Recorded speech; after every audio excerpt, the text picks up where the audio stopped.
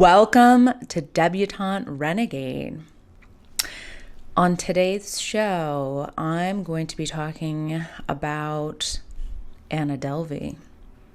Anna Delvey. If you don't know who Anna Delvey is, she is she was definitely a con artist in New York City who I think she was born in Russia and grew up in Germany. And she has this amazing accent that's sort of like an Americanized, Germanized Russian thing. Anyway, she pretended to be a German heiress and worked her way up New York City's most elite social ranks.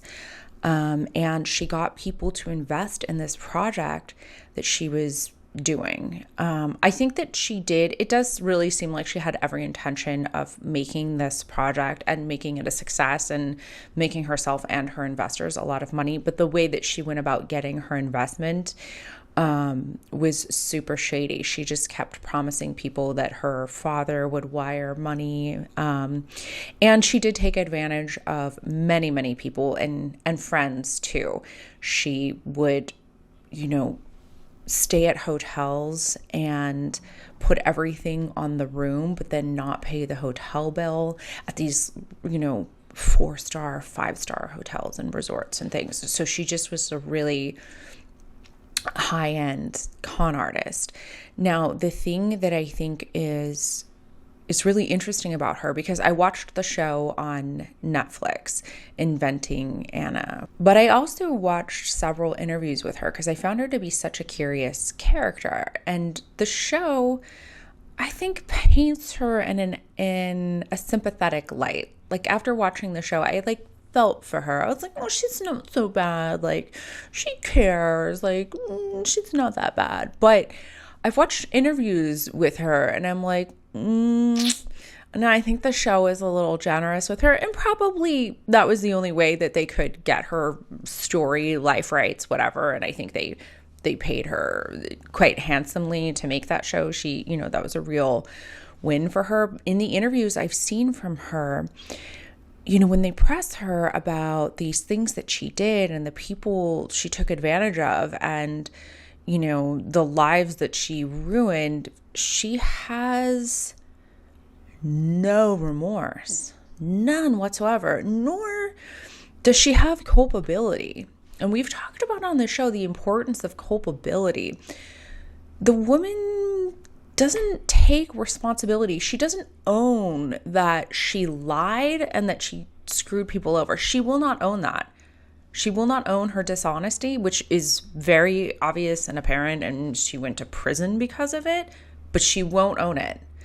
And she won't, so there's no culpability and there's no apologies. And she's like, she has justified, her ego is so grandiose that she has justified all the things that happened and that it was all for the best. It all worked out for the best. And on the one hand, we could say that's a great attitude to have in life. Life deals you a shitty hand, you end up in prison and you make the best of it. And you're like, oh, it was all for the best. But in her case, I think that works for you in life if you're somebody who's capable of culpability and remorse. I think those are really important emotions to have as a human being, and she seems void of them. She doesn't seem to have them. She is a narcissist 100%, and I think a dangerous one. And I don't know if she has if she's a sociopath or what. I don't know if she can feel things for other people. The no remorse thing makes me wonder if there's some sociopathic tendencies in there. So yeah, I think that even though she's getting a lot of attention and glory right now, and I think a lot of people are really putting her on a pedestal and glorifying her, and I even found myself doing that a little bit, I think we need to be really careful with someone like her. I don't want to put a judgment on her and be like, she's bad news. Let's not say whether she's bad or good. Everyone has both, but she is definitely a narcissist. And narcissists can be very dangerous people. You almost never benefit from your relationship with a narcissist. They are always the one that benefits. It's always them.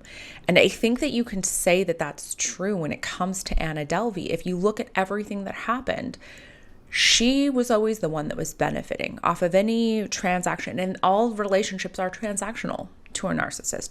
They were all transactional. And she was the one that was benefiting from them 100% of the time.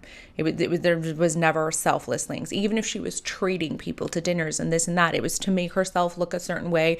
It was to have a certain control over those people. It was to win them over so she wouldn't be lonely, etc. There was always a transaction. Everything was always a transaction. So I think that we just need to be really mindful in our society and our culture of who we glorify and why. And, we need to be careful. And I think a lot of people know you need to be careful with her and that she's very dangerous. But I do see her getting quite a bit of glory. And it scares me a little because I do think that she's dangerous. Yeah, I do. She needs help, like psychological help. She really does. I feel for her. I think she's interesting and has an incredible story. And I think she did find ways to exploit people for, their own shallowness, fear, whatever. She, I'm not saying all the people she exploited were innocent or guilt-free or anything, and they all had it coming in their own ways. However, that doesn't mean it's right what she did. We all are responsible for things that happen to us. If we put ourselves in a position with somebody like Anna Delvey, we get what's dealt to us. We made a choice somewhere in there, even if there were red flags that we chose to ignore. And I say this as somebody who has, I have somebody who's in my family who's very much like this character. And I've had to deal with them a lot, and I continually have to deal with them. And it's very challenging. It's very challenging. Anyway, that's my thoughts on Anna Delvey. The next, TV con artist character that I'm looking into is Elizabeth Holmes from Theranos. It's on Hulu. It's called Dropout. That's a good one. It's still ongoing. It hasn't finished, but I've been watching that one, and I find her interesting as well because it's like the character keeps saying, and I think this was true for the real life Elizabeth Holmes, that, she wants to change the world. She wants to have this, company, etc. But it seems like rather than being motivated by really creating this technology and this product that's really going to do good, it's more about creating something that's going to make her company a success. It's more about the appearance of success and having money than it is about the product. The emphasis is more on the end, and not on the means of getting there. It's not, I feel like Elizabeth Holmes' journey is focused on the destination and not the journey itself. And I think anyone in life, if they're really going to have success, you really have to be obsessed with the thing that you're creating, the thing that you're doing, what it's going to contribute to the world, how that's really going to be contributing, and really focusing on the intricacies of that. In Elizabeth Holmes's case, this, blood testing technology machine, instead of focusing on that, she was focusing on making the company big, on the appearances, on the offices, on the people that worked for them, all the kind of shallow aspects of a company and all the things that would come once you have the product that is beneficial and good, that is a successful product. Those are the things that come after. And she kind of put the cart before the horse. And once again, I think it's this like dangerous idea of, being obsessed with success and money and status over what you're doing. So I think our society tends to glorify some of the wrong things. And I think that we're starting to see these personalities come out in the world and do these things as a result of what our culture values. These people are the byproduct of our value system as a culture. So I think we as individuals need to look within ourselves and what it is that we value. what it is that we give our attention and our dollar and our value to. And hopefully that will start to dictate what people are putting their focus in. And rather than being obsessed with status and money and success and running $1 billion company and all these things that Anna Delvey's and Elizabeth Holmes are obsessed with, maybe they can be more obsessed with what it is that they're actually creating and how that's going to contribute to society as a whole. Those are the projects that truly succeed, and those are the individuals that succeed. Look at Steve Jobs. He did plenty of good and bad things in his career, but at the end of the day, he created a product that changed everything. He put his focus on the product, on the operating system of the product, and he got the results that he did as a result. He wasn't just focused on, I want $1 billion company, I don't care what I have to do to get it. He was focused on, I'm going to make something better. I'm going to make something innovative. I'm going to make something different. And that was his thinking, and look at what he did. So, we as a society need to kind of treat our symptoms and do better.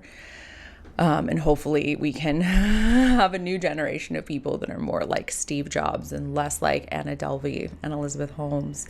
And again, I hate even using the man as a good example and these women as the bad examples, because there's plenty of incredible women that have done amazing things. I do also love seeing these stories about women in business and women con artists. I do think it's very fascinating, and I like seeing it and knowing that, there's these stories about women too. Anyway, that's it for today. Please subscribe, give this video a thumbs up, share it, comment, and I'll see you in the next one. Have a beautiful rest of your day.